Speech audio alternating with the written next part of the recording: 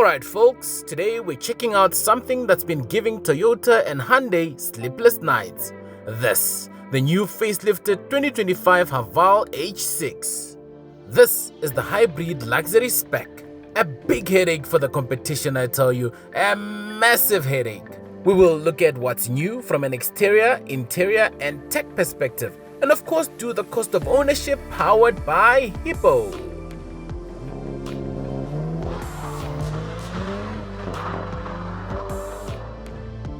This is the luxury spec, and it will set you back $641,500. Using the Hippo website, the lowest estimated insurance quote I got was $1,466 with an excess amount of $9,500 based on my profile. Installment at $12,878, assuming an interest rate of 13% over a period of 72 months, and fuel of $1,312, assuming you'll fill up the 60-liter tank at least once a month. This will result in a cost of ownership of $23,844 per month. At this price point, you're looking at vehicles the likes of the VW Tiguan, the Kia Sportage, and the Hyundai Tucson. And in the hybrid range, you'll be looking at vehicles the likes of the JQ J7 Hybrid and the BYD Sea Lion 6. Now, first up, just look at it. You've got a new nose with this big grille and these fancy vertical daytime running lights. It's all sharper, bolder, more grown up.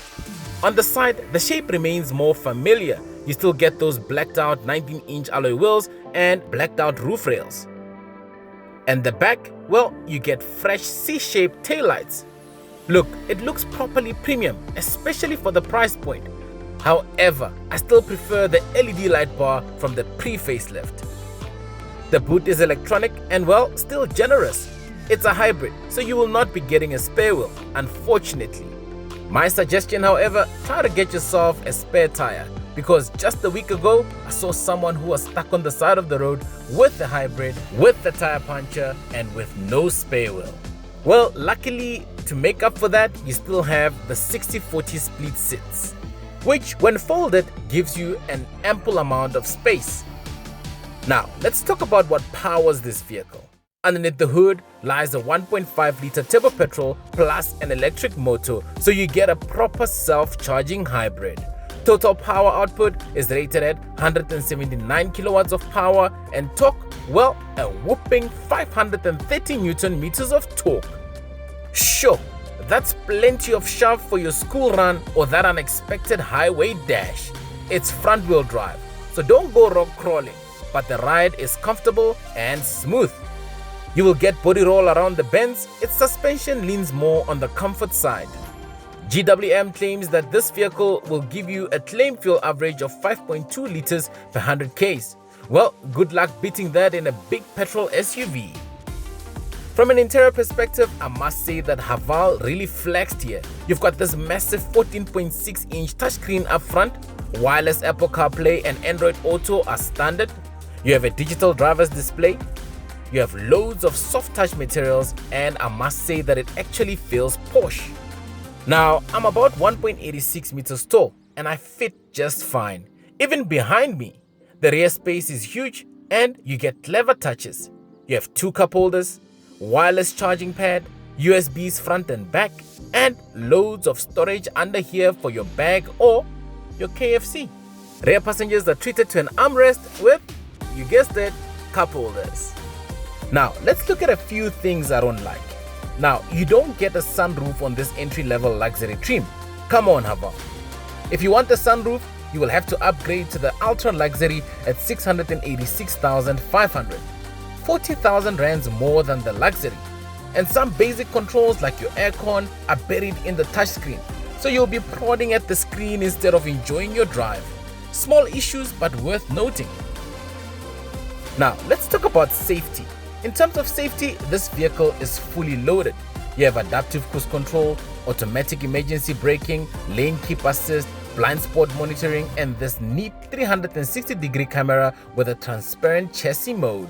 And the warranty? Well, you have 7 years or 200,000 kilometers of warranty, plus 8 years or 150,000 kilometers for the hybrid battery. Try beat that, Toyota. You also get a service plan of 7 years or 75,000 kilometers, whichever comes first. So, who's crying into their coffee? Well, the RAV4 Hybrid, the Hyundai Tucson, the Kia Sportage, they all look pricey next to this thing. Sure, Toyota's resale values is king, but for tech, features and that price tag, the H6 is the new kid giving the old bullies a run for their money. So then, I guess the most important question is, should you buy this vehicle? Well, let me put it to you like this. If you want a spacious, tech-loaded hybrid SUV that won't empty your wallet, this 2025 Haval H6 Hybrid is seriously worth a look. And well, if you're not really interested in hybrid versions of the vehicle, you can still get the non-hybrid spec. The non-hybrid models kick off with the Haval H6 2-liter turbocharged luxury at 495,500 and goes all the way to the ultra luxury at 614,500. So there's a Haval H6 for everyone. But be warned, the non-hybrid versions are a bit thirsty. So the 4-wheel drive top-of-the-range model will use around about 8.3 liters per 100 kilometers, whereas the non-4-wheel drive versions will use 7.4 liters per 100 kilometers. Look at that, some useful consumer advice. So if you've reached this far in the video and haven't yet done so, you know what to do. Please be kind to like, subscribe and to hit that bell icon for more dope content like this. And of course, comment below. What would you buy instead? A massive shout out to Haval GWM 4Ways for inviting us over to review this vehicle. If you're in the market for any Haval or GWM models, be sure to visit them. Which I think you should, in order for you to see why the big brands are sweating. Well then, see you next time.